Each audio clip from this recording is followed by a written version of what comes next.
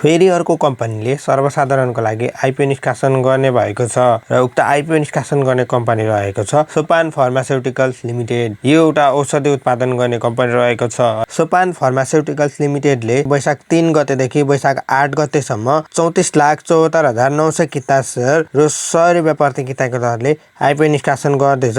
यस कम्पनीले आइपिओ निष्कासनका लागि issue म्यानेजरमा NMB capital लिमिटेडलाई नियुक्त गरेको छ। यो कम्पनीको आइपिओ तपाईले 1000 रुपैयाँमा 10 किता भर्न सक्नुहुनेछ।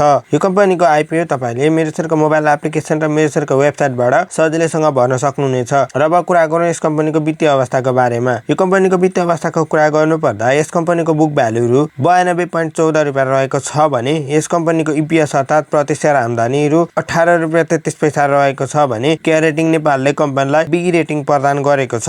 समग्रमा भन्नुपर्दा यस कम्पनीको वित्तीय अवस्था एकदमै धेरै राम्रो देखिन्छ। त्यसैले पैसा रेडी बनाएर राख्नु होला। आइपिओ आउँदैछ वैशाख 3 गतेदेखि। Thanks for watching this video.